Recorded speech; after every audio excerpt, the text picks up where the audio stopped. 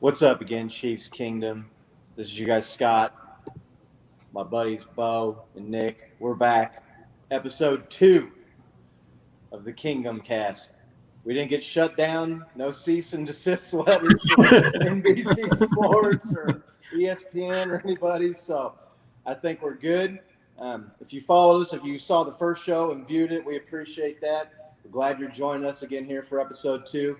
If you like what you see, go ahead and hit that subscribe and that like button there at the bottom. It'll tell everybody else about us, kind of help get our name out there, tell your friends. People searching Chiefs content helps come up. Since the last time we talked, had another not so fun, disappointing, kind of heartbreaking game. Bo, Nick, how are you guys doing? How you feeling? You feeling all right? I don't feel good, but look, it's a long season. It's not ideal to start out 1-2, bottom of the AFC West. It's been a long time since we've been there, but there's still 14 games left. So there's a lot of football to be played. We're not even in October yet. So we'll just see if they can pull it together. And, those are kind of my thoughts right now. It's been interesting. It's been super interesting just watching all the highlights, all the ESPN takes, all the sports analyst takes on the game. Yeah, it's not good, fellas. Everybody's counting us out already. It's only week 3 though, and I don't feel like we're a team that should be 1-2. I feel like we gave so many points to our last 2 opponents that's really kind of on us more than anything. But yeah, as we get into it more, I'll get into that game a little bit more. But yeah, I echo Nick's sentiments. Not feeling too good about it, but I am hopeful. I know who our team is. I know who we got. I think we're going to be just fine. Yeah, just 2 tough losses, and we'll break down the Chargers game more in detail here in a few minutes. Some news though, some positive things. After Andy Reid was taken out of the stadium after the game in an ambulance and taken to a hospital overnight. He's back at the facility. I saw Travis Kelce said something about he looks like he's got a new fire about him, and he's on a mission after the 1-2 start and back at Arrowhead, back in the office, back in the lab, cooking some stuff up. So that's encouraging to see. It was weird because they said it was precautionary. The Chiefs went out of their way to tell everybody it was just precautionary, and yeah, they Coach Reid, thought maybe had some dehydration, but Jay Glazer and some of the national people thought it was more serious. I don't know if you all have heard anything other than that I haven't, but maybe a scary moment. I don't know that the Chiefs will ever tell us for sure what happened. You guys think it was really just being precautious, or do you think it was like a bigger deal, or what? What do you take away from that? I think a couple things here. One, it was pretty hot here in the KC area. Down on the field, it was even hotter. It's a September game, so dehydration could be likely. And Andy Reid, I love the dude, but he's always talking about cheeseburgers. He hasn't exactly been the picture of health in the in the sports world. He's not going to be running down Sean McVay on the sidelines anytime soon. So probably it is a little bit more severe than what they let on. I don't know anybody that has ever been taken in a hospital and stayed overnight just because they felt a little dizzy, right? But maybe the part of that is that I don't have medical staff on hand at all times either, like they do when they're at a game. So I think that probably it is a little bit of both, right? They have the means to make sure that he is good, and then on top of that, he probably, it was probably a fairly severe thing that happened. So. Yeah, I have to agree. It's weird in the NFL. They'll never tell you if anybody's injured or sick, what it really is, unless it's COVID. They'll let you know that right away. But it's kind of weird that they are kind of being shady with it. But everything I've read is that he's just been treated for severe dehydration. So I'm kind of with Nick, man, just kind of hot, humid day in KC. And like you said, not exactly the pillar of health, but who knows? You don't exactly get carted to a hospital in an ambulance for just something minor. So I mean, but dehydration's no joke. So I mean, it could just be that. Yeah. I think if it was something really serious, we kind of would have heard it by now. I mean, it's Tuesday night, so I'm kind of thinking it's just that. And if it's something more, I doubt we'll ever know. Yeah, it was in the 90s. I think it was 91, 92 there at the stadium. It was, an early game, so towards the end of the game there, it definitely was getting hot. I was outside a little bit there after the game, and it wasn't going to set any records, but it's also, a hot day for football. We're not, quite past the dog days of summer here. It's kind of hanging on a little bit in Kansas City. But, yeah, good news to see. He was good, all the players. You could really tell the outpouring of support and the things you saw on social media and you heard on the radio from like Tyrann Mathieu and Travis Kelce and Patrick Mahomes and other guys on the team. You could tell they're really behind that guy. That they were worried. Anytime you're praying for someone, you think it's more serious than something that's a cold, right? But so good, Big Red. We're glad he's doing good. Glad he's back in the office, back there, going to help us get on to. I'm sorry. You did hear that he was back in his office already? Yeah, it said he was back at the facility. I heard that on the radio earlier today here, and Travis Kelce said it looked like he was on a mission. Can't imagine he's too happy with the poor start. And he always takes the blame for every loss. Every time they lose a game, he's up there at the podium and says, hey, this is on me. We got to get better. I got to do better. The coaching staff has to do better. He's a stand-up dude and a leader, and you got to respect him for that. And it's obvious as players. They play hard for him. Players want to come here. They respect the guy. They work their ass off for him. So good news to see that he's out of the hospital doing better. Some more news. Yeah. I'm sorry. Go ahead, Bo. So it'll just be interesting to see if he's ready to go this week, facing his old team, Philadelphia. Yeah. But so there's some much more interesting Chiefs news that we should get on to. Right. Josh Gordon, Flash Gordon, signs with the Chiefs. They were looking for one of these guys, Robinson. He's been here for a few years, but Pringle. Hardman, he's been in the system a while. They've kind of been waiting for someone to step up. Sammy Watkins left. He was the number 2. He was a little bit more of a bigger physical guy, more of that X receiver that people like to call that position. But he was injured most of the last season. Playoff Sammy, we'll never forget playoff Sammy. He was a beast. That dude turned it on when we needed him the most. So. But they've struggled. That Ravens game, some of the backups played well. Robinson had a touchdown. Pringle had some big plays. He had a nice catch and run. But I think that you saw this last Charger game, they were kind of locking Tyreek Hill down. So they're focusing and trying to take that away. And these guys, they didn't step up 2 weeks in a row. So it's obvious it's a concern for them with the defense playing as poorly as they have to. Points are going to be a premium.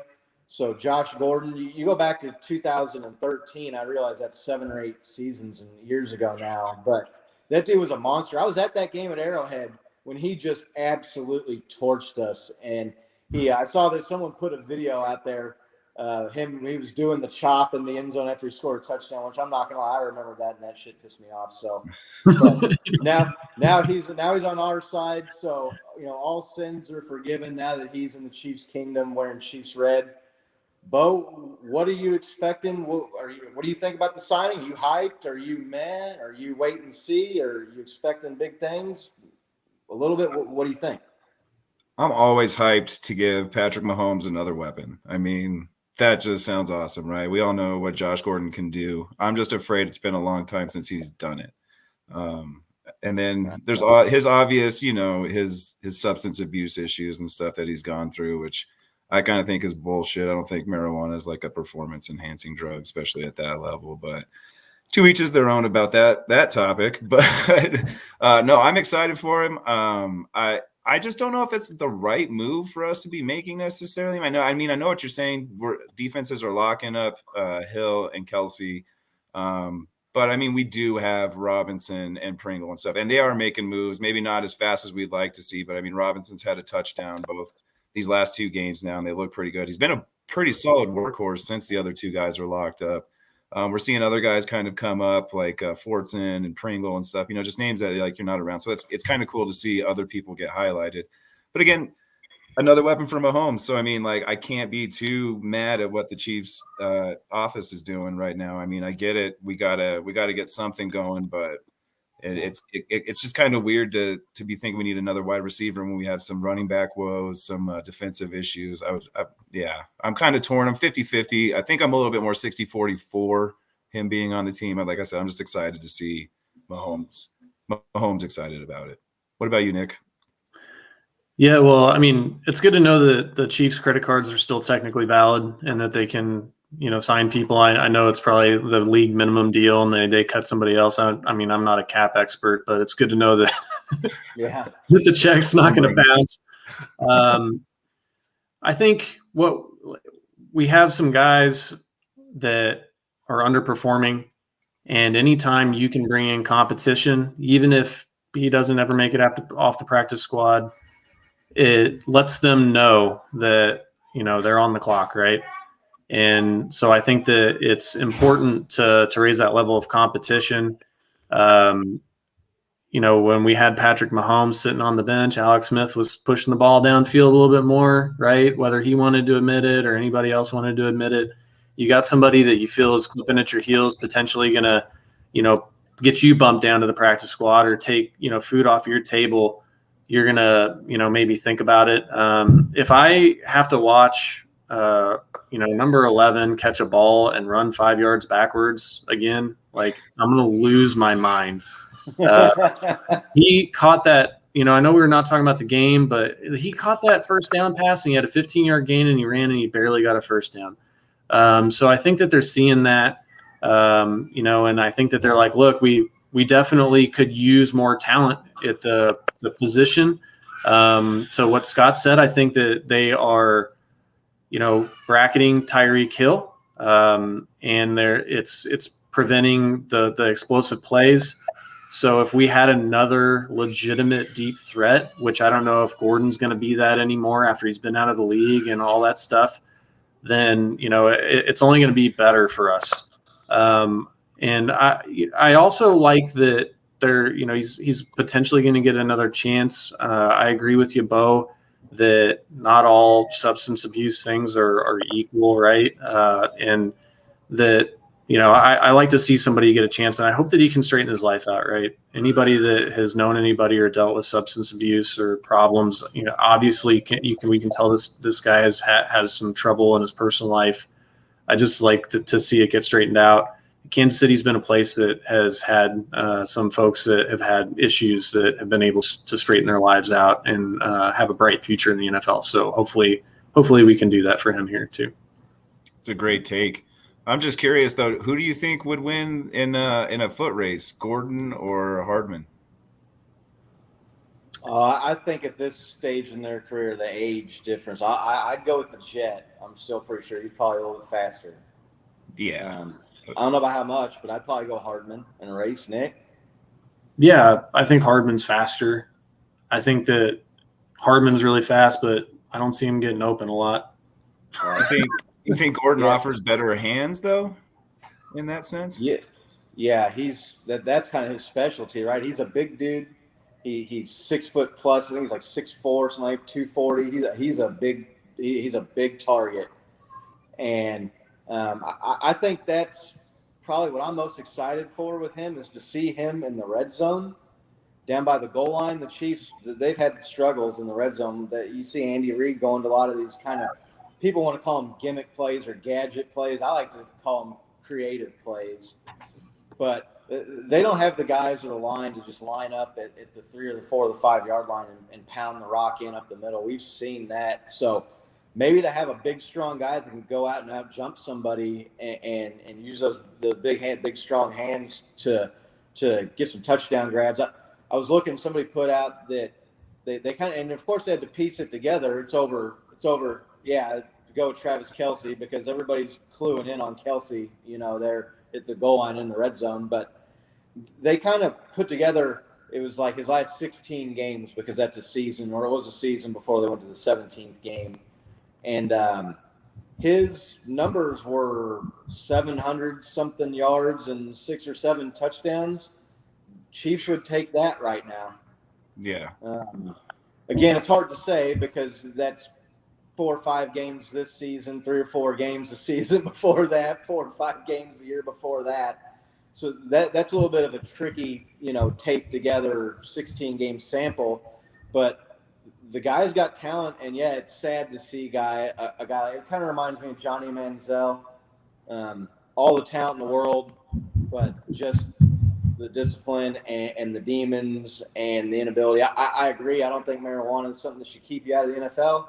But at the same time, the rules of the league are the rules of the league, and it seems like a guy should be able to put the weed down for 4 or 5 months to play in the NFL. So I'm not going to give him a free pass there. I don't think it should be.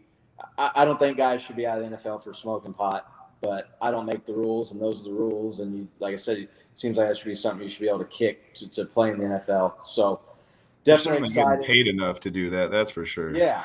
You got the whole off season, right? So, but yeah, let's just hope the guy can get it together, and he seems like he's excited. I've seen some tweets and some posts on his social media that he's ready to go to work. Good locker room leader like Andy Reid, Patrick Mahomes, Travis Kelce, those guys. Maybe that'll help keep him, in line and get him some the support he needs to get his career back on track and get back in the NFL and stay this time. So definitely excited about it. With what they're paying him, it's a league minimum deal, and he's going to the practice squad, getting elevated. If it doesn't work out, I mean, what did you have to lose, really? So we'll be interested to see. I don't know that he plays this week, but definitely something to keep your eye on as we move forward into the season.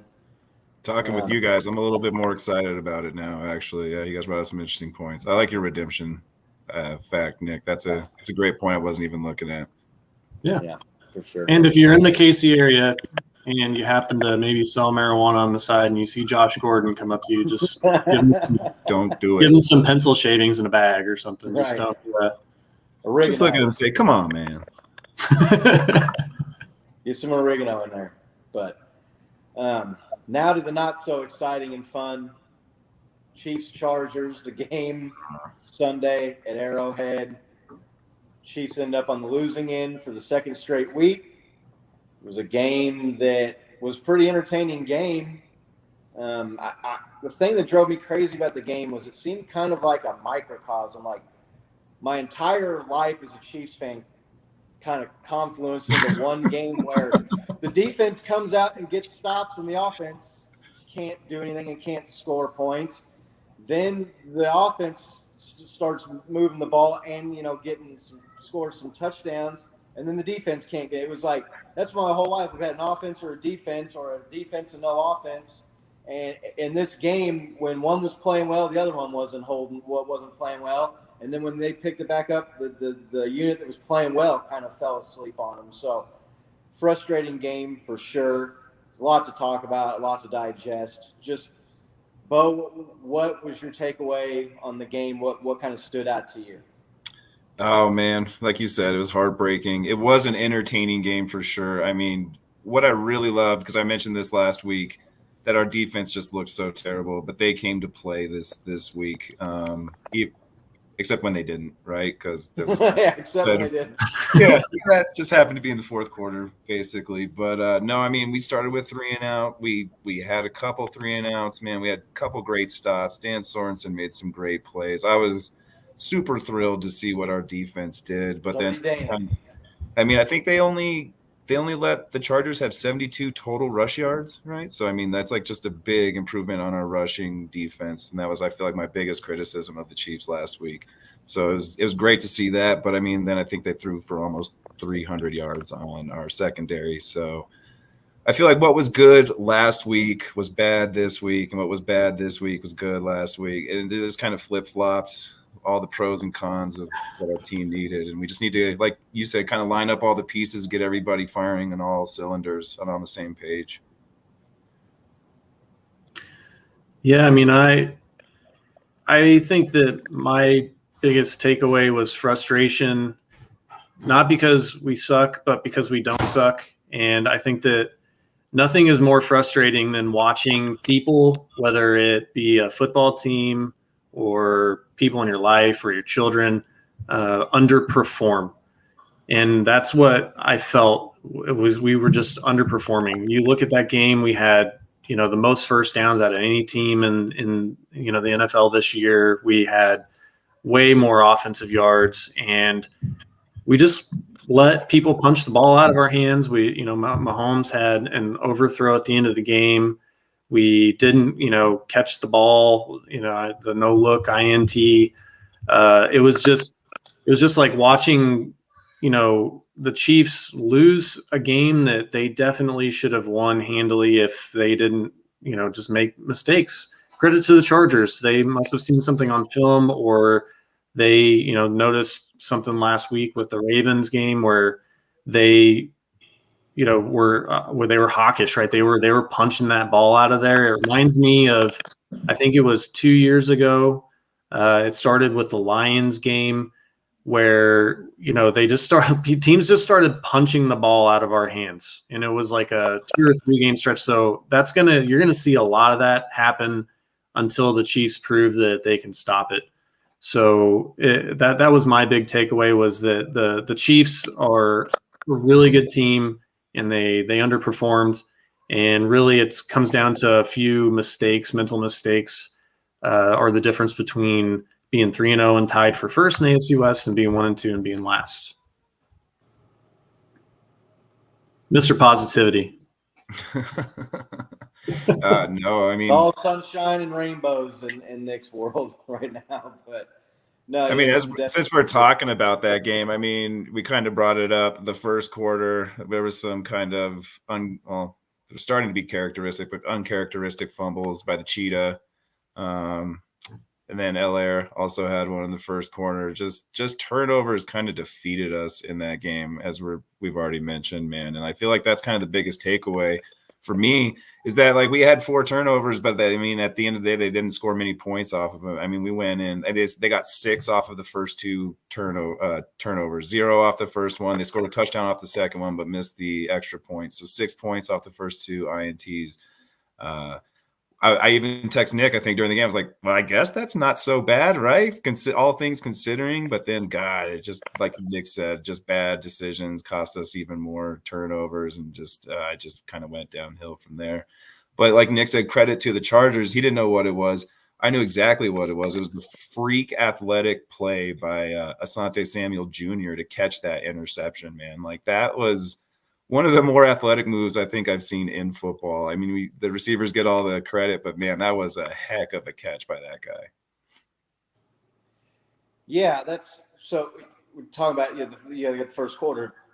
You had Tyreek Hill, and he had the fumble, and then you had the tip drop. I'm going to call it a drop because it hit the guy in the hands. That's a drop.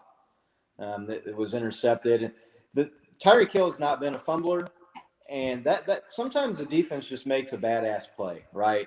And that guy came in over the back of it and punched that ball out right as he secured it and was kind of taking a step to make a football move. So you got to tip your hat at some point, sometimes, to the opponent and the defense for making a great play. But the other turnover, the dropped pass, the Clyde Edwards-Helaire fumble, that dude had no business having another fumble after last week. I agree. They were making him a focal point of the game. It was obvious, and they do that with players. You go back to McCole Hardman in the AFC Championship game against the Bills, where he had the muffed punt that put the ball in the goal line and got us in a hole there. They went right back to him. He made some big plays. That's the Chiefs and Andy Reid's MO, and Patrick Mahomes and those guys. That's what they're going to do. But then you fumble again, and I understand that he's fighting for extra yardage, and it was Patrick Mahomes. So he got spun around kind of weird, but it doesn't matter, man. You got to be holding on to that thing like it's a sack full of money. You can't have that fumble 2 weeks in a row. Actually, so critical the week before. It cost you the game, basically, right there at the very end. So that was frustrating. And like Nick said, you're just watching it, and they're better than this. And Tyreek Hill's better than that, and the defense makes a great play. But the Chiefs were moving the ball at will. At will. Yeah, I completely Chargers agree were with not that. stopping anything the Chiefs were doing. The Chiefs were doing whatever they wanted. They were moving the ball. Even running, right? Much to your Right, chagrin, yeah. which you don't really like. We were running 5-6 yards a carry on average. Yeah. I mean, that was Allaire's average. And then everybody, I mean, Mahomes had took one or two, one for 14, one for 21. So, I mean, yeah, I mean, it wasn't like we were having a problem moving the ball. Yeah. And my sorry, Scotty. My takeaway from the first quarter was, I mean, the defense came out after just getting obliterated by Baltimore, and they came out and got a 3-and-out. There was a turnover. They got the ball back without giving up any points. We had, I think, 3 turnovers in the first half, and we walked out of there 14-3. So, as maligned as the defense was, and as much as I gave them crap last week, they came out in the first half and put up a pretty good half of football. The second half we will talk about later, but for the first quarter, I was intrigued with what I saw from the defense. Yeah, that was. You're always wondering if that's how much of that though is, teams they're bracketing and they're putting extra help over the top and playing soft so the Chiefs don't get the big play and get the quick strike. Maybe part of that is they're inviting the Chiefs to do that, right? Go ahead, run the ball. Take 7-8 minute drive because that's taking another possession away from you total in the game. But yeah, Clyde looked better for sure. That's a great sign for the Chiefs if they've got maybe some things in the run game figured out. But yeah, to be down, it's one of those things where how many times you watched a game where a team played like the way the Chiefs did and had that many turnovers in the first quarter, in the first half, and you're looking at the game and it's 23-3 at halftime, and instead of an 11-point lead. Exactly. So, then in the second half, Patrick Mahomes just goes off 4 straight scoring drives. He was moving the ball. They basically, kind of stopped turning the ball over, and what do you know? They started scoring points. That's hard to believe. Mystery. Weird. I know, weird. But second half thoughts? What you guys liked? What you didn't like, Nick? Second half, third quarter, I think we outscored them 14-0. 0 is a little misleading because they were at the tail end of a scoring drive to start the fourth quarter. However, I'll take 14-0 in any quarter in any football game. So we made some adjustments, came out, scored some points, took back the lead. Right, that's what this team does. This team, it doesn't matter if they're down 2 scores or not. They're not going to quit. They have the talent to come back and put together scoring drives. The defense got a stop to allow us to catch up. Right, take the lead back, and then the fourth quarter was kind of a little bit of everybody losing the game at the end of the game. We, the defense, gave up the lead right after we got the lead. We came back and, we're right at the end of the game. It's a tie game. All we really need to do is the Patrick Mahomes special where we just go down, get in field goal range, run out the clock, kick the field goal, call it a day, go home. And, Mr. Awesome himself, Patrick Mahomes. Mr. Highlights. Mr. Highlights, as Bo likes to call him. He's backpedaling and, just overthrows the ball a little bit, right? And it floats in the wind. It was pretty windy, but it was an overthrow, however you want to call it, and that allows the Chargers to go down and take the lead. I saw some encouraging things. The team never quits. I know that we have it down there on the ticker. I was really impressed with that touchdown catch by Fortson. I don't know if we have that to queue up, but that was a hell of a catch. Yeah, let's take a look at it right now because it was. And then I'll give my take on the half here. Courtesy CBS Sports. Yeah, thank you, and NFL. And NFL. Mahomes over the top, and it's pulled down for the touchdown. Jody Fortson. And this is what running the ball affords you to do. Yeah, so that guy has really good hands. I don't know how much of the preseason you guys watched. He made some really good catches in the preseason. I know Travis Kelce has talked him up. He's one of our 87 tight ends, pun intended with the number there, that we have on the team. But it seems like if the ball's anywhere near him, he comes up with the catch. So I'd like to see some more of him, as long as it's not to the detriment of having Travis Kelce into it. So, yeah. Going back just a little bit, I know you kind of walked through the game there, though, but how good were you guys feeling at halftime? Because I have to take this back on the ticker here for the second quarter. I have the Dan Sorensen save. Chargers they took a shot downfield, had a guy open. Dan Sorensen got in there, mixed it up, caused the guy not to catch it.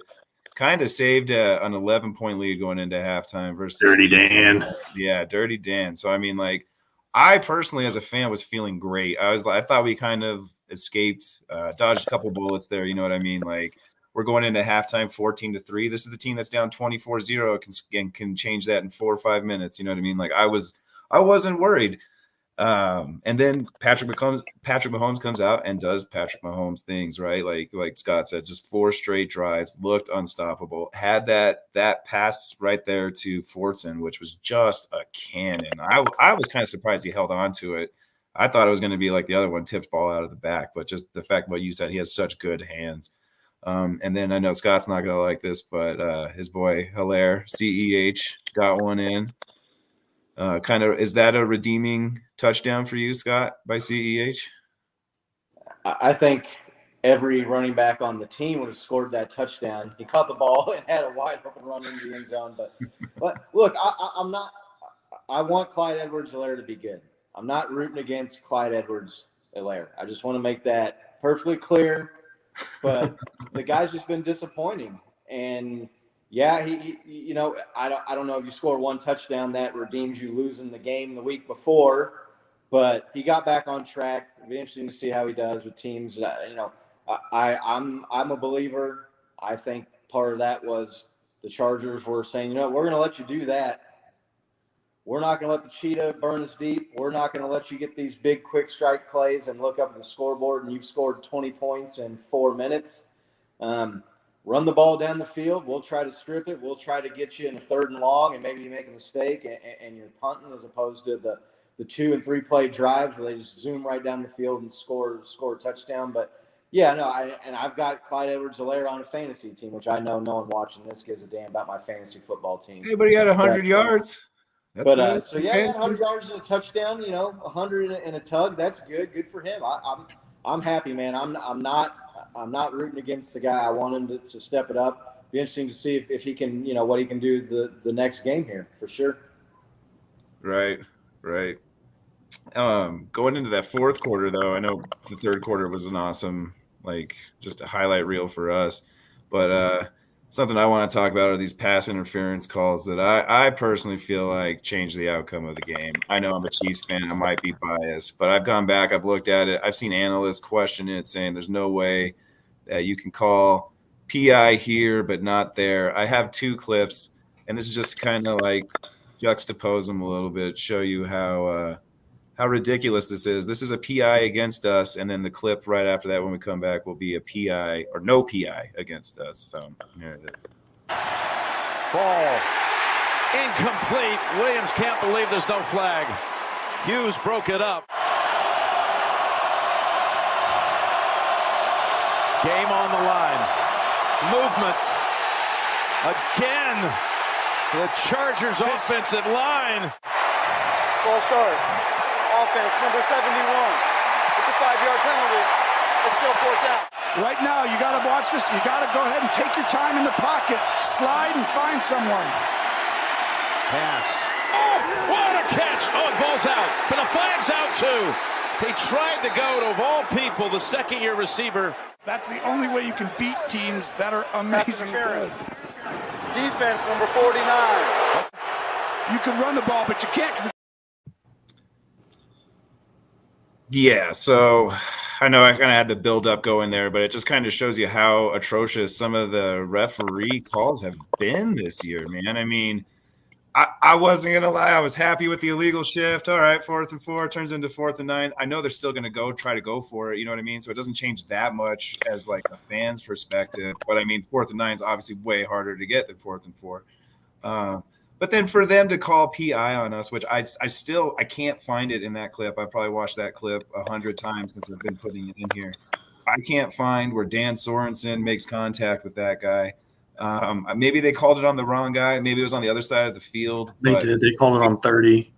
They didn't show that to any of the fans. They didn't make a point of broadcasting that, showing any replays, showing if it's controversial or not, which is weird because they'll show plays on us, like holding calls that they'll replay that 7 or 8 times. But then right here's going to be the final play of the game, the Hail Mary by Patrick Mahomes down the field. To me, what is obvious pass interference. I mean, as you guys watch, you're going to see Travis Kelce hit the deck from a tackle. Tyreek Hill is going to just be hugged the entire time before the ball gets there. But I'll let the video speak for itself here. Mahomes buying time for things to open up. Now heaves it. Will it reach the end zone? The ball falls incomplete. And the Chargers have taken the victory in Kansas.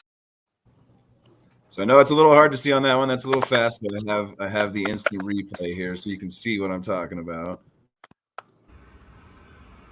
Everyone getting tackled. I mean, look at this. They don't even call these. The reality is you almost can't, but it's the first time. Everyone getting tackled. I mean, look at this. They don't even call these. The reality is you almost can't, but it's the first time. I'm not sure how you don't even review that, like how you don't get a challenge. I know the time's up, but I don't understand there. What's your guys' take on this whole situation? I think that what fans really want out of the referees is consistency. And it is bullshit when you go and if they say that they let people play when it's the end of the game, they don't want to blah, blah, blah, blah, blah. On 4th and 9, you call a questionable pass interference, then, we should have had an untimed down that you don't call when they're tackling multiple receivers on the Hail Mary. I don't know where in the rule book it states that pass interference. Yeah, I don't recall ever hearing anybody bring that up. There was a former NFL official that said there's no place where this is not, pass interference. So I'm not a person that, Scott will tell you we've had many arguments about referees, and I'm not a blame the refs guy. I think that we still should have won that game for other reasons. However, it is a bunch of crap. We just make it consistent. If you're going to call it, call it. If you're not going to call it, don't call it. Don't give one team an advantage. I don't want us to get an advantage in that and win a game that way either. I just want for the game to appear to be called the same for both teams, and I think that that's my big takeaway there is that it just wasn't called the same, So, Scotty? Well, for the record, if it takes a bad call for us to get a win, I'll take a bad call for a win. I'm not gonna take the high road there and say, hey man, if we get a bad call that gives us the benefit of the doubt at the end of a close game, I'm gonna take it. So, Bo, you said you didn't see pass interference on the 4th and 9 play, and that's because there wasn't pass interference on the 4th and 9 play. It drives me crazy. It's like, first of all, this idea that refs don't want to, they don't want to distract from the game, and they don't want to. That's their goal to be a part, not be a part of the game. Well, they don't do a very good job if that's the goal, because they are in the game too much. Okay, this idea that the rules are different in the last minute of the game is infuriating too. If it's a penalty in the first 60 seconds of the game, it's a penalty in the last 60 seconds of the game. And this crap about, you're not going to get a pass interference call on a Hail Mary. I see lots of Hail Marys where the defenders yeah, they're all jumping for the ball and there's some contact. And I get that you're going to be maybe a little more lenient when you've got a crowd of people kind of bumping into each other, all trying to jump and high point the ball. But I see lots of Hail Marys where the defender isn't tackling the receiver in the end zone or at the goal line, or bear hugging somebody and pinning their arms at their side. That's a penalty. Yeah. That's all there is to it. I mean, you might see hand play, hand fighting, wrist fighting, right? The occasional slap, maybe a arm comes down in front of somebody's face or something, like, right? Even then, I still feel like that's a penalty, but like it is what it is. But Incidental contact. Kelsey just straight up got tackled in the end zone and no call. Like, and if you give the Chiefs the ball with an untimed down at the 1 yard line or at the goal line right there, what percentage chance you think San Diego has to stop it, or LA has of stopping them from getting into the end zone? About a negative 10% chance of stopping them. There's no way.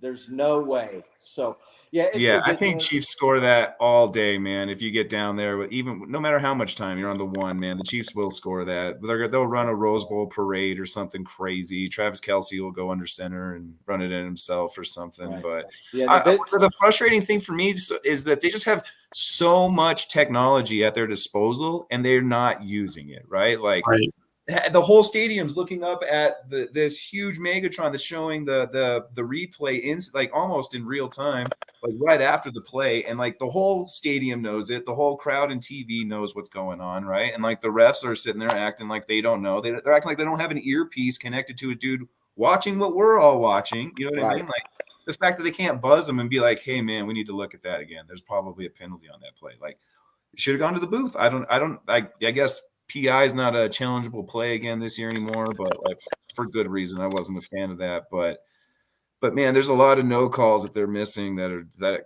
are just changing the outcomes of games, man. Like we go down there, we score that, we win that game. Like they missed their second extra point attempt to that would have, if we would have gone down there, made ours, we would have won that game.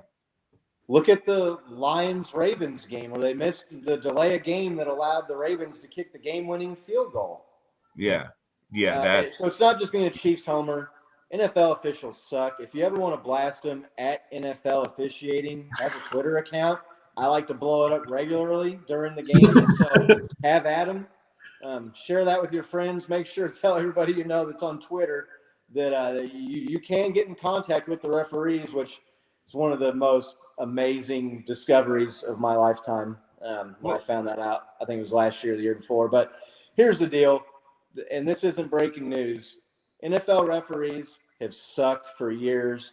They sucked last year. They're going to suck this year. They're going to suck next year. And there's got to be something, man. Like, I feel like there's so much out there. There's something that's got to make them, come back to the middle of sucking and be somewhat decent, or like Nick said, consistent at least. You know what I mean? Like, you guys probably have never seen like rugby matches. You ever watch rugby?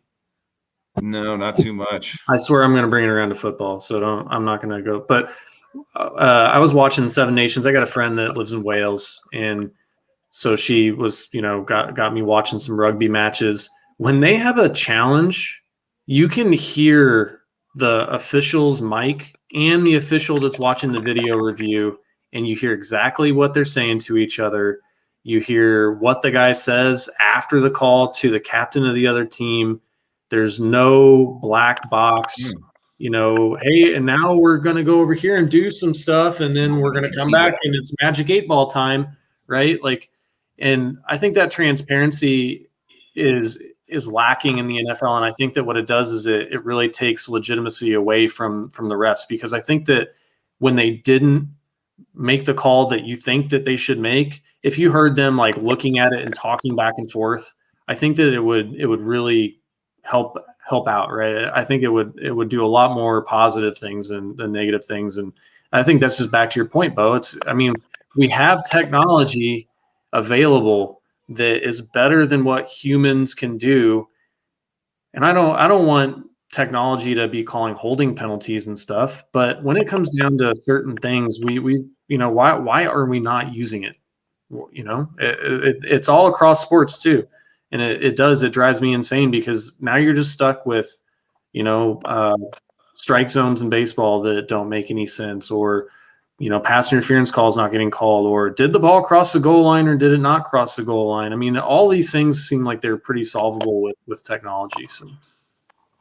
Yeah, especially a lot of the missed calls, or like Scott was saying, that one in Baltimore, or was it Detroit, wherever they were playing at, where, just it should have been like, I don't know, like the thing in basketball when the shot clock runs down, the entire board lights up to let you know, oh, hey, you're out of time. It can be like that in the NFL. Super easy to implement. Like, oh, nope, that's a penalty right there. You did not get the ball off. And even go better. Back to review, ball still in the hands when that light goes on.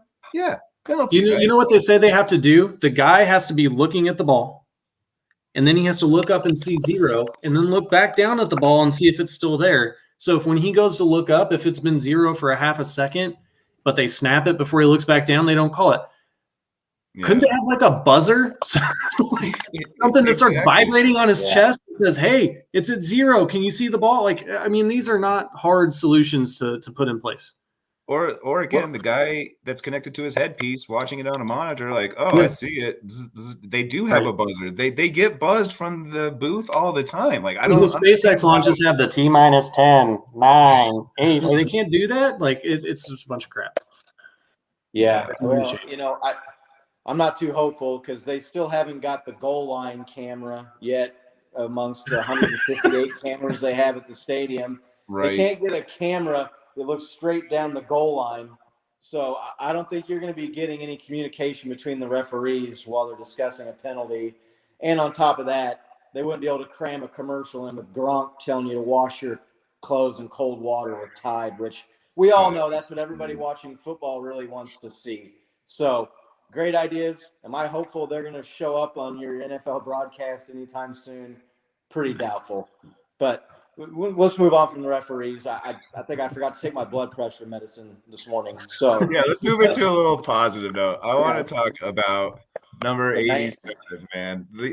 I know we talked about him last week. So good. Not like I'm just riding him, but like, God, this guy is so good, dude. He is the most consistent motherfucker.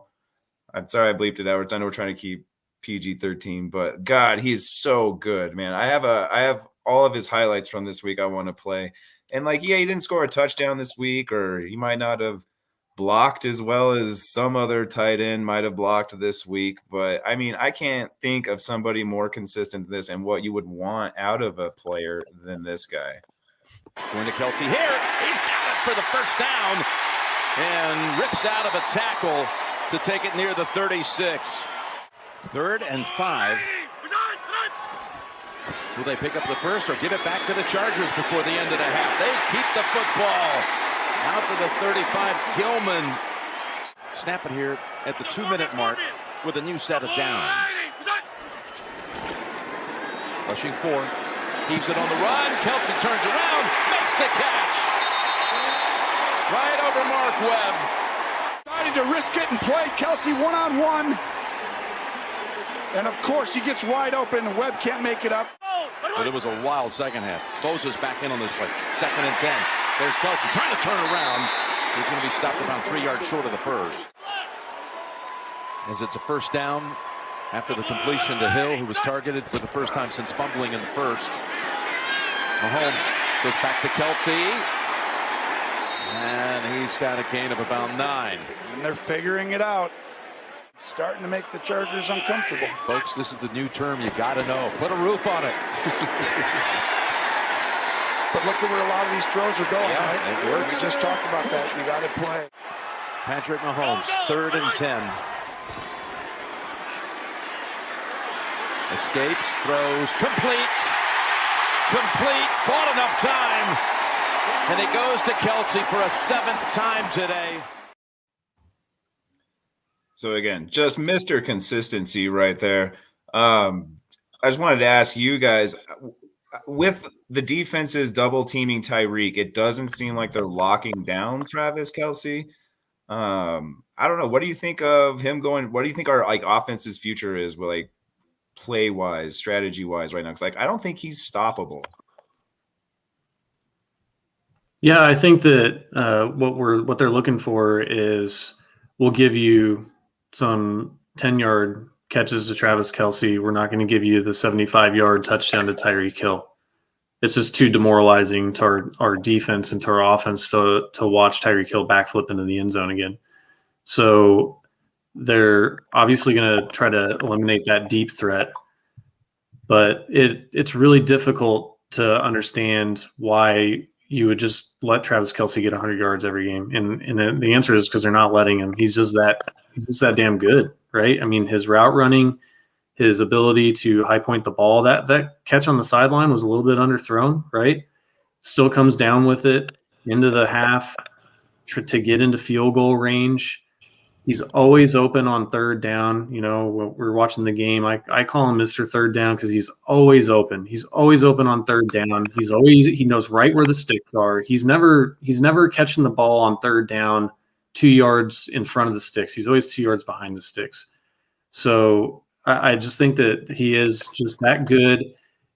He said openly on the Manning's cast that him and Patrick, they basically have the freedom at the line of scrimmage to look at each other, and he just goes, I'm just going to make some shit up, and he just finds an open spot in the field, and Patrick throws him the ball, and they just make it look so easy.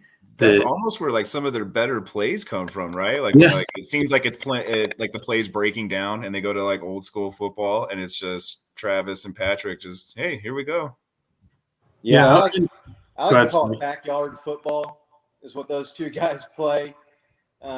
Yeah, he's just a matchup nightmare because he's too fast for linebackers, and he's too big and too physical and too strong for corners and some of these undersized safeties that you see. So I'm sure coaches are sitting there just going crazy on the sideline when he's running wide.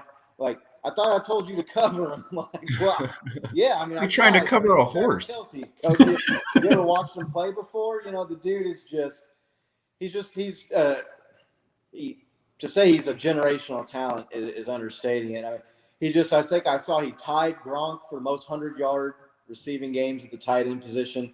That's another record that he's going to own. We talked about that in the show last week on episode 1. That if you haven't watched, you can go back in the history and click on it and check it out after this show. But yeah, no, he's just the dude's a freak, and he's got that mind meld going on with Patrick. And I know a lot of people have been criticizing Patrick Mahomes, and I know we're supposed to be talking about Travis Kelce right now, but the criticism Patrick Mahomes is getting right now, I saw it on social media, I've heard it on the radio and on sports talk in this city this week, and I just. Like, dude, it made like I wanted to go on Twitter and punch someone in the face. Okay, there's 3 people that you don't talk about. All right, and if you know me, which most people watching this show probably don't, but you don't talk about my mom, you don't talk about my girl, and you don't talk about Patrick. Okay, the dude is unbelievable. The throw to Kelce, it's an awesome throw. Okay, he drops it right over in that void, but if you watch the replay, Kelce kind of like cut like he was going to go back into the middle of the field instead of going straight to the sideline, and Patrick thought he was going to the sideline. That's a catch if Kelce just doesn't have that half-second hesitation or the wrong move. You see those guys make that play all the time. I've seen people complaining, oh, he's had a bad start to the year. He's playing hero ball. He needs to settle down. Oh, he threw that pass, and it didn't have to be no look, and he threw it no look. Well, dude, I'm sorry. I want him to throw it no look, okay? If you want to watch some boring-ass quarterback that's going to take the check down and stand in the pocket and take the sack and actually look at the receiver he's throwing the ball to, then go watch Jimmy G or Jared Goff or one of these boring-ass quarterbacks. They're plenty boring for you, I promise. If we didn't have Patrick Mahomes, this team would be 0-3, and we'd be back to the days where we were wondering if we were going to win a game. How are we going to win 2-3 games this year? I mean, the dude is just unbelievable. And for people to get on there, and I mean that no look pass to the guy. Oh, I'm sorry, it was here instead of here. Like, give me a break, bro. Catch the damn ball. Right. I mean, what's better than throwing a touchdown pass? Throwing a no look touchdown pass. All right. So. I'm here for the no look. I'm here for the entertainment, the big plays. You're going to have to take some of the good, some of the bad with the good. And I just people that Patrick Mahomes isn't the problem. All right, Chiefs Kingdom. I'm going to be the guy that's going to tell you that the dude's not the problem. The defense is the problem. Guys fumbling is the problem. Guys dropping passes is the problem. Enough of the Patrick Mahomes slander, and I'm done with that. Just driving me freaking crazy all freaking week. No, it'll be interesting to see what happens with Patrick Mahomes getting Josh Gordon in the mix. Because as you were describing Josh Gordon, it really made me start thinking of Travis Kelce. Like Travis Kelce's I thought you were describing him essentially. That's why I started raising up, going like, man, this sounds awfully familiar. I mean, obviously not the fastest guy compared to Tyreek or the Jet. I mean, those guys are just ridiculously quick, but you have quick guys that can easily go up and over the top, catch balls in front of their defenders. You know what I mean? Like hold on to when they have like less than half a yard of separation, they can hold on to those balls when it's a quick hit right as they catch it. Travis Kelce's just the man. I just wanted to highlight him and say that if he ever sees this, I hope he sees it because he is the man. Come on, Travis. Come on the show. On the show anytime. You and Patrick. Anytime, he's welcome. We put out the invite to Patrick last week because it was his birthday, Travis. But you're welcome to come on anytime too, bro. Well, we can find room for you. Maybe episode 3 next week, Tuesday at 6:00. If you don't have anything going on, practice is over. So, Well, I see Bo. We don't care if you chew and talk. We won't mind. Yeah. But real quick, I know Nick wanted to talk about this topic that I just threw up here real quick. This is almost Nick's note, but yeah, it's a very, very disappointing stat to say the least is our red zone defense right now. So Nick, I'll let you kind of start us off. Yeah, I mean, I don't think I've ever seen it this bad before, ever. I don't know. It's historically bad, right? It's like we've had one stop, and it was because, well, they did score a touchdown, but they got called back because of a technicality on the line where the guy didn't get fully set, that didn't even get the ball or anything. Otherwise, we're looking at a perfect red zone defense, which means that they've given up a touchdown every single time any of the teams they played has got within the 20-yard line. I know Andy Reid said you got to go back to the drawing board on defense. I mean, I don't know. They got to go back to like the drawing board factory to redo the drawing board. It's like, it's so bad. Yeah. I mean, the 2-point conversion play, and I know that's not part of this stat, but it's a play in the red zone. I know it was a hurry up. If you watch that 2-point conversion play, we don't cover the receiver on the goal line. The goal line where the defense is completely compressed, right? They don't have a bunch of real estate they have to cover. The receiver looks over at the quarterback and says, hey, look. Yeah, I'm wide open over here. And he catches the ball, and then as people are like, oh, there's a guy over there, 2 points. I mean, I've never seen this is worse than 2018. Maybe my view from my couch is just that much better than, I don't know, being on the field in the defense. But, like, I'm yelling at my TV, somebody cover him! You know what I mean? Like, how do they not see that? The same thing happened a couple of years ago when they gave up the walk-off 2-point conversion where Mike Williams just walks over to the corner of the end zone, turns around, and catches the ball. Like, yeah, just pitiful defense. That's I don't have any idea how you would ever find this out, but there cannot be any 3-game stretch in NFL history where a team gave up a touchdown 100% of the time in the red zone. That can't have ever happened before in the history of the league. Leave it to us to get one of those records, though. Right. Yeah. So, but I mean, that kind of leads right into our next topic. I know they're kind of depressing topics, but it's going to help lead into next week right here. Scott, you were telling us about some pretty surprising defensive statistics here going into our game at Philly next week. Right. So Chiefs, their week 4 opponents, the Philadelphia Eagles. I don't know if anybody watching or if you two know anything about the Philadelphia Eagles. I didn't. So that's why I went and looked them up. The Chiefs, you look at, so when you I've got some notes here. So points per game, Kansas City Chiefs, they're 5th in the NFL at about 31 points per game, which is pretty good.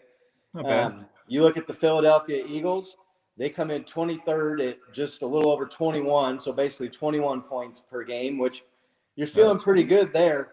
But then you look at the defense, and the Chiefs' defense, points allowed per game, they are tied for last place at 32 points a game. And the Eagles, on the contrary, they're 10th, they're top 10. They're only giving up 21. And it's weird. Really? Their points per game given up and allowed are both exactly 21.3, which is kind of a freaky anomaly thing. That's after they gave up 40 to the Cowboys. Yeah, that's including last night. So these are up-to-date numbers. So, hold on a second before you get into more of those numbers. So we've allowed 32 points a game on average. Is that what you said? 31.7 to be exact, Bo.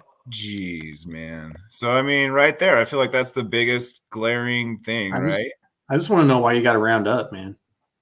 Well, no, but I mean, that's, Patrick Mahomes throwing no-look passes, Bo. That's why, Chiefs are 1-2. Dude, this guy online said, he needs to stop playing hero ball, and I'm getting back into my rant, and I'm not going to go much longer with it again, but I'm like, dude, have you watched the games? Like, we need his ass to be playing hero ball, bro. Yeah. Like, come on, man. We would be out of the games if he wasn't playing hero ball. Right. So the thing that is even, so I thought, well, we'll look at yards. Yards allowed per game. Chiefs are a little bit better at 30th on defense at 430 yards given up per game. Oh, my God. The Eagles, on the other hand, are 7th. They're only giving up 315 yards per game. Now, we start getting a little bit better here with yards gained by the offense. Chiefs are at 6. They're averaging 413 yards of offense, opposed to the Eagles. They're coming in at 16th, middle of the pack, 376. The thing that has me just a smidge worried is the Chiefs' run defense is 31st in the league, giving up 160 yards a game. The Eagles have the 5th best rushing attack in the league, averaging 129 yards per game. And when you break it down even a little further from there, they are the 2nd best team in the league, right behind the Ravens at 5.2 yards per carry. Wow. So what you're saying is we might see a shootout. I thought, man, I was feeling good. We're going to get healthy against the Eagles. Now, I will say the Eagles, they started the year against the Falcons and the 49ers, who are no offensive juggernaut. Raheem Mostert got hurt early in that game, I know, because I had him starting in my fantasy league that week. So, but the Chiefs are a 6.5 point to 7.5 point favorite, depending on what book you're looking at in Vegas, if you like to get down on the games. That's a pretty significant road favorite because you figure the Vegas is adding in 3 points for being a home team so they're looking at them as a 10 to 11 point favorite. The Chiefs are. I don't think, even with those numbers, it's a small sample size after 3 weeks. The Chiefs have played much stiffer competition than the Eagles. The Eagles, the yards per carry thing, the rushing offense against our rushing defense is concerning. They have a mobile quarterback in Jalen Hurts, who we saw what Lamar Jackson was able to do to us. But he's not – I don't even think he's as good of a passer as Lamar Jackson. So that's going to be key to getting the stop there.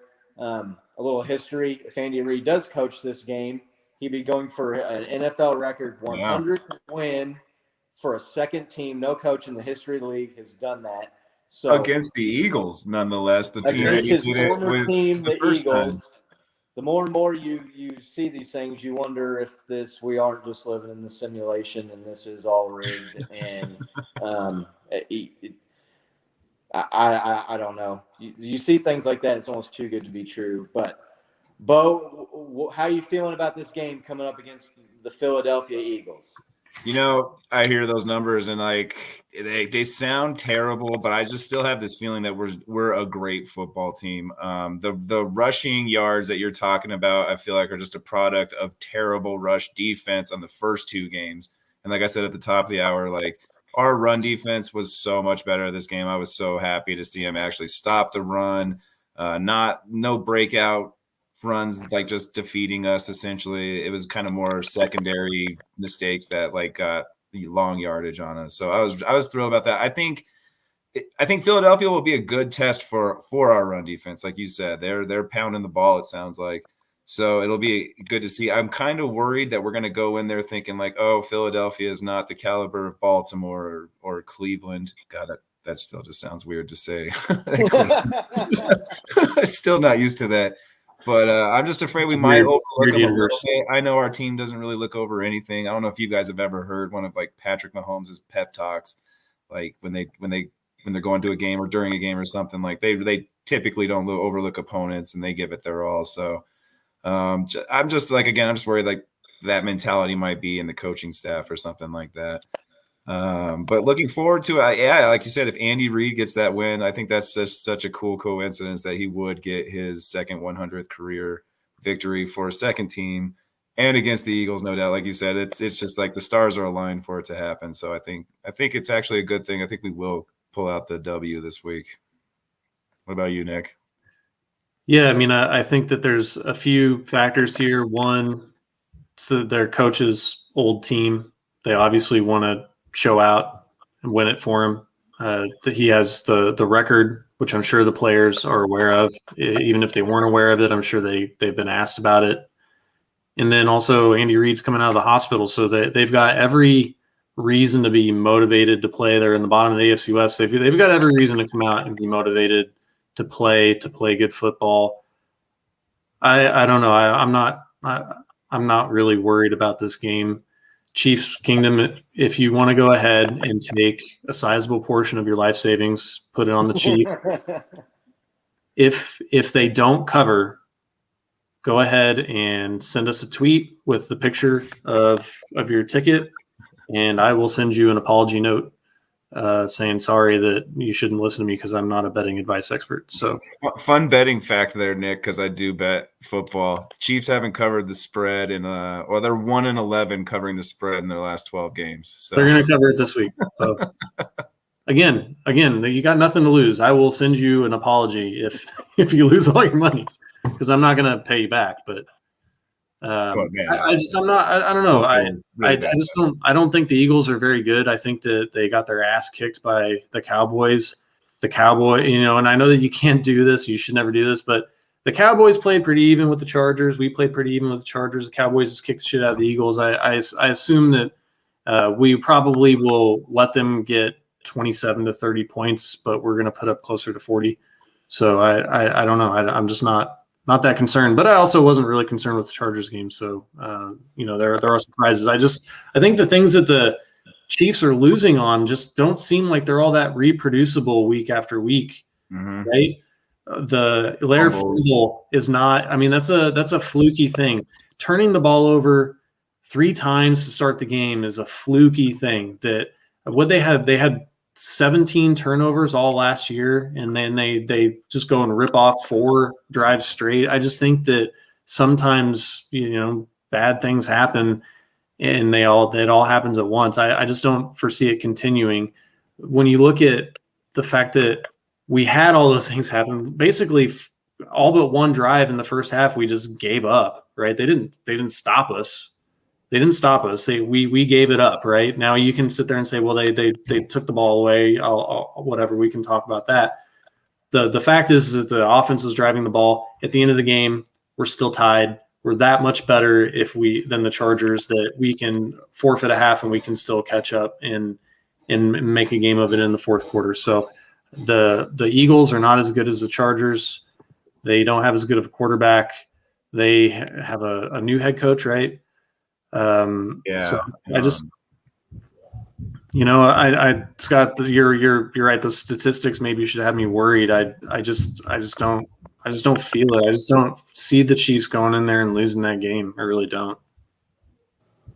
No, yeah, the Chiefs are gonna win this game. The rushing numbers are a little concerning. Because that limits our drives, right? It limits the amount of times we get the ball. It's still early though. But yeah, it's a smaller sample size. They have not played nearly the level of competition that the Chiefs have played. So what's funny is when Andy Reid first got here, he was a cover machine on the lines. I think he covered like 15, so 16 games or something, or some crazy 20 or 22 or 23 games there for a while. So that pendulum was just swung back. The Chiefs just you pair turnovers and sloppy play with poor defense, and you're going to be able to lose any game. So it's not time to panic. I know if you would have talked to me after the game on Sunday, you might have thought it was time to panic because I was a little upset about the loss. And I'm going to be honest with everybody. So, Bo, you do bet sometimes. Do you know the prop bet? Is it? I mean, it's probably too early for snowballs. Is there a prop bet on whether they throw batteries or snowballs or something like that? Or something fun? I haven't checked those ones. No. No, yeah, Eagles fans. I think we're safe. I don't think there's any Eagles fans watching right now. So, but I work with a lot of Eagles fans, so I gotta get it in there. Yeah, no, well, I mean, their fans are trash. So, I mean, if they are watching, get them off. To be honest with you. So the Eagles are 1-2. We're 1-2. Who's going to be 2-2, and who's going to be 1-3? Obviously, we all know the answer to this. The Chiefs are going to come out and blitzkrieg the Eagles. Is what's going to happen. They're going to come out. They're going to come out. You got a score prediction? Well, go ahead, Nick. What's your score? Go ahead. 42-27. Ooh. Okay. What about you, Scotty? I feel like I've been putting the jinx on them because I've been picking them to score 40 points every week, and they haven't quite lived up to the expectation. So I'm gonna drop it down a little bit. I think this game ends up being 38-20, 38-21, an easy win. If the Chiefs lose this game, it might start being panic time, though. I'm with you on that. I'm going to kind of go the other way. I'm going to go kind of with Nick. I'm going to just go ahead and call it that P. Mahomes throws up a 50-burger, right? And then whatever our average score against is, whatever 30-something points, whatever that is, I feel like that's probably what they're going to get too, just because I don't see us getting that much better defensive-wise in the next week. But I've never seen Patrick Mahomes in this kind of a hole. And usually when he's in a hole like this, press-wise, everybody kind of doubting him and stuff, he just comes back and shines. So I could honestly see like one of his highlight games being this game. So we're all taking the Chiefs, bounce back, go 2-2. You mentioned this earlier, Bo. Chiefs are in last place in the division. But I did some research this week, and between the 3-0 Broncos, the 3-0 Raiders, and the 2-1 Chargers, of those 8 wins, 6 of those games are against Jacksonville, the Jets, the Giants, the Washington football team, the Pittsburgh Steelers, and the Miami Dolphins. Wow. Yeah, I mean, yeah. It's a real who's who of the NFL, isn't it? The Broncos have beaten Jacksonville, the Jets, and the Giants, man. Like, it sounds like you're reading the power rankings in reverse. Right? I know. Has that ever happened in NFL history where a team got to start off the first 3 games of the year against the absolute 3 worst teams in the NFL? They're not for real. The Raiders almost choked that game away against the Dolphins. I don't even know who the hell the Dolphins quarterback was last week. So they got that going for them. We all know the Raiders and the Broncos are going to choke. We know they're not for real. The Chargers, I came away with that from this last game in the loss, feeling we are definitely still the superior team to the Chargers. We just pissed the game away, and basically they tried handing it back. It was one of those games where it was like, oh, no, we're going to get a penalty at the goal line that wipes out a touchdown, and we're going to get a penalty to make our 4th and 5 a 4th and 9, and they didn't look to me like a division-winning team. They lost to the Cowboys at home last week. So how easily could we be one of those 3-0 teams, though, right? Like in Baltimore, you have that unfortunate fumble that all we're trying to do is get better field position to kick the field goal and win it. Last week, you have I just kind of hate to harp on it, that PI call that completely changes the game. They don't call it on our end. That would have, again, won it for us, and we would be one of these 3-0 teams. I feel like we're that team. but we're just 1-2. Yeah, and on the 4th and 9 play where they called pass interference against us and gave them a first down that led to the touchdown, we would have taken the ball over near midfield. Yeah. It wasn't Yeah, like exactly. it wasn't like they were going for it at our 18-yard line. Mhm. You know, I mean, they were. I think we were at the 40 on our 40-yard line, somewhere near 45-yard line. So that would have been. You got to get what 15, 20 yards, get in field goal range. Patrick Mahomes can't get 15 yards. So Right. yeah, it's just brutal. But being in last place in the division. You know, you print the T-shirts if you're a Broncos fan or if you're a Raiders fan. Raiders came in and beat the Chiefs at Arrowhead last year, and how'd that work out for them? They ended up watching the playoffs at home. We still talk about that game. That We was didn't the even make highlight it of with a their 7 decade. seed, right? So who do you guys think is the toughest 3-0 team right now? I'm going to go with the Rams and Matthew Stafford, man. Yeah, they look good. I picked them at the beginning of the year. That my Super Bowl prediction was Rams Chiefs, and I just feel like the Rams with that defense. Now that they've got Matthew Stafford, I mean, you've gone from Jared Goff to Matthew Stafford. That's like going from a Ford Fiesta to a Ferrari. So that team looks nasty, man. They look good. Like a different team. They just obliterated the Buccaneers and Tom Brady. They look salty. I think they're probably the best team in the league right now. I can't put the Chiefs number 1 right now with the way the defense has been playing. I just can't do it. I'm sorry. I think they're 2 or 3. I think they're right as much there as we'd with love them. to. I think everybody understands that statement. So, but the Rams look good.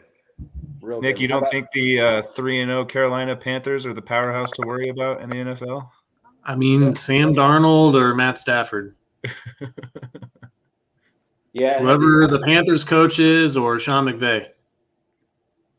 And how about the Jets? They're 0-3, and they're sitting there. They shipped off Sam Darnold to the Panthers, and the Panthers are 3-0. Life never gets any better as a Jets fan.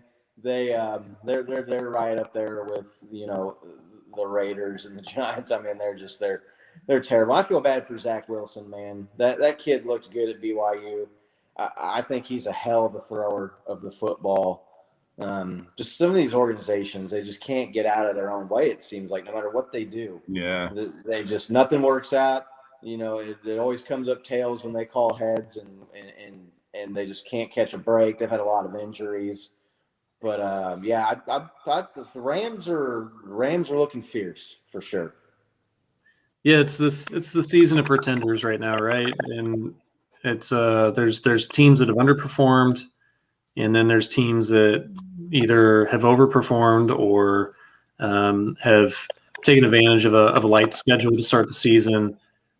Some people have legitimately improved. I'm glad to see Sam Darnold have some success. He got done dirty when they played that clip of him saying he's seen ghosts on the field, and he had to play for the Jets, which that's just nobody should ever have to do that, right? That's just you don't grow up as a kid unless you live like within 15 miles of the stadium there and go, I want to grow up and play for the Jets. Like nobody's doing that. It's like this is just like it's like a dystopian future where everything's gone wrong for you and you get drafted and you go and play for that team. So I think the Rams, from what I saw, they've got that quick strike ability that you see from the Chiefs. I was watching that game. I turned it on, and I was just like, "Did they just score a touchdown?" Because I literally just turned it on. It's like they just started. I think it was to start the second half, and it was just touchdown, no big deal. And every time I turn on one of their games, it seems like they're doing that. So they right now look legitimately fierce. They have a good defense. They have a generational talent in Donald there on their defense. They kicked the crap out of Tom Brady, which I was, after losing to him in the Super Bowl last year, I was pretty happy to see that. Couldn't even engineer, the drive at the end of the game. So I think that they're looking like the best right now. I'd like to predict that I think we see the Chiefs go on a win streak here. I think that some of the fluky stuff is in our rear view. I think our defense is not good, right? But I think that our offense is a lot better than our defense is bad. So I think that you could see the Chiefs easily rip off 7 straight wins here and come out of this and be, if they were 8-2, in a couple of months, that seems like it's not outside of the realm of possibility. Scott, you're right. If we lose to the Eagles, then, it's time to start calling in the reserves here, because I don't know what we're going to do. It will make me reconsider doing the podcast, because maybe we're putting some bad juju on or something in my game since we started. But I think you're right. I think it's got to be the Rams. Bo? I don't think that any of the 3-0 teams that we're seeing right now are going to be anything worth talking about come week 10 or 11, with the exception of the Rams, right? Like, they obviously have something going. To me, that depends on if Cooper Kupp decides to turn it on or turn it off. And this weekend, he turned it on, right? I've had him in fantasy leagues and he's done that, and then he's gone cold. And so if that guy's on, that team's a different team. But I mean, some of the other teams like the Panthers, I mean, they lost McCaffrey. They had some injuries that they're not going to be anything anymore. The Broncos, that's like Scott said, that's just a fluke as it is playing those teams that they played. But yeah, I agree with you, Nick. I could see the Chiefs winning a lot here, but our schedule is set up so weird right now. We play like kind of like a soft team. I don't want to say soft team because like none of these teams are really soft, but we play like a not so high caliber team, then we play a high caliber team. Then we play a not so high caliber team, then a high caliber team, right? And we do that back and forth for like 6 weeks. So it'll be interesting to see. I hope this Philly game gives our defense a chance to really, kind of polish up the rough spots a little bit and really, really start to come together and be a cohesive unit. Right. I mean, what do you guys think about, like, we're still pretty potent on offense, and our offensive line is ranked one of the worst. I mean, what do you foresee in the upcoming future with them? Do you think that they're going to start gelling soon? I'd like to have seen it by week 3, but Scotty, what do you think? Yeah, it's been a disappointment for sure. I don't care how early in the year it is. You spend that much time and money and assets and pay that much, put that much focus, that much attention on one area of the team, and it needs to perform better. They're sitting there saying Patrick Mahomes is getting happy feet in the pocket, and he's not. He needs to trust these guys. I don't trust them, and I'm just sitting here on the couch watching it. They until they get it together, Patrick Mahomes needs to have some happy ass feet and get out of there, because we don't need him getting crushed, getting sandwiched, getting blown up, standing in the pocket. And he's at his best when he's out scrambling, making plays anyway. But no, the offensive line, yeah, that needs to get better, no doubt. Joey Bosa was limping around on one foot, and he was just absolutely crushing that right tackle at Niang. I mean, I think I saw he had the second or the most amount of pressures against a Chiefs team, and I can't remember how many years it was. It was a long time, and the dude was freaking on one leg. Now he's Joey Bosa, but he's getting older, and he was somewhat hobbled. That's not good signs there. They need to protect Patrick. They're a pass blocking line more than a run blocking line. But there's just too many plays where it seems like I look and I see a guy, and he looks like he's looking for someone to block, and there's 2 guys behind him collapse in the pocket. Yeah, I just think our offensive line is just really new still, man. I know, like Scott said, it doesn't matter how early it is, but I mean, it does take a little bit of time for a team to, mesh and understand everybody's subtleties and everything. I mean, they're sitting there communicating, telling each other secret code words up and down the line about who to block and whatnot. So, I mean, I think that's just going to take a little bit of time with a completely revamped O-line. I wouldn't expect any completely revamped O-line to be 100% perfect by any means. Now, with that said, they could pick it up a little bit. I'm okay with Patrick Mahomes having happy feet. I feel like some of his better plays come from when he's in a scramble and just kind of having fun with it. So that kind of criticism, that I could care less about that criticism. That doesn't mean anything to me. I would like to see them just like, give him that confidence that if he wants to stand in the pocket, he can. Like, he doesn't always have to rush. That would be nice. But I would like to see it more so open up our run game. I would, as much as we've kind of criticized CEH, I would love to see wide open holes like I'm seeing for every other team that you can drive trucks through. You know what I mean? I'd love to see our O-line do that for CEH, maybe get him an explosive run or two and kind of change the narrative around about what we're doing there. So, yeah. Yeah, I think that you're going to see an uptick in the next couple of weeks. I think they've got enough laps under their belt, and I think that you should start to see some improvement there. And if you don't, then it's got to be coaching at a certain point, right? Because we've got all proven guys. We've got a couple of rookies, but we went out and cherry picked the free agent market and got the dude from the Ravens and from the Patriots, right? I think that as that starts to solidify, you're going to start seeing just a lot more fluid offense going forward. And I think that's part of the reason I think that you see us rip off several wins in a row right now, despite the fact that we do have a tough schedule. Yeah, I like it. Well, you gentlemen got any final thoughts? Anything want to say before we get out of here? Nick? I mean, always go Chiefs. I'm really hopeful for this game in Philly. I know it's a huge road game for us, but like I said, I'm hoping Patrick throws up a 50-burger and just dominates this team and gets our hopes up, gets the whole Chiefs kingdom hopes up again, gets everything back to 2-2, kind of changes the outlook of our season completely if we do that. So that's what I'm hopeful for. Yeah, I'm a little depressed. I found out that out of the things that you don't talk about to Scott, the three things that his brother, me, is not one of them, but I'll have to persevere regardless. I don't know. I'm optimistic. I'm always optimistic, so maybe that's not anything you should hang your hat on. I just think that from what we've seen, and we saw it last year, and last year didn't end how we wanted, but we got to the damn Super Bowl. You see this team underperform, and they still are right in there, right?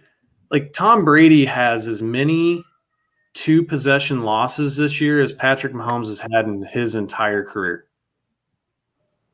Right? So as bad as they've looked, they're still right in there to win at the end. And they're really like shooting themselves in the foot. And I just don't expect that you're going to see that last. Are they going to start just blowing everybody away? No. I think that discipline issues from penalties and kind of some sloppy plays has kind of been a hallmark of our team for a few years. However, I just don't think you're going to see it with that amount of frequency going forward. So I'm optimistic, and that's really where I'm at. Go Chiefs, and I hope we just go and kick the crap out of the Eagles this week. Scotty?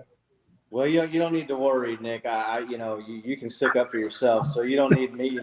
People talk about you. You're more than capable of handling that yourself. But yeah, just gotta get the ship. Got to get some things tightened up here. Just got to get the ship turned a little bit, headed back in the right direction. Go out, beat up the Eagles this week. I just want to ask people. Next time you're on Twitter and you want to try to talk about Patrick Mahomes being part of the problem with the team, just stop and think before you tweet. Don't go, go online and make yourself look like an idiot. And go out here and get this W against the Eagles this week, and everyone's going to be feeling a lot better. Winning cures all. And I think they go out there. I think they get it done. I want to thank everybody for tuning into the Kingdom Cast this week. Again, if you like the show, hit that subscribe, hit that like link button down there at the bottom. You can tell your friends us at the Kingdom Cast on Twitter, Twitch. We're on all this stuff here. YouTube channel. I guess we lost Bo. So, yeah, he's like, I'm out. Bo's out. He must have had somewhere to be. So, but anyway, thanks again, everybody, for tuning in, checking out the Kingdom Cast. hit that like, subscribe button before you get out of here. We'll be back next Tuesday at 6. Hopefully talk about a Chiefs W and moving on to the next opponent. Everybody have a great week. Go Chiefs! Go Chiefs!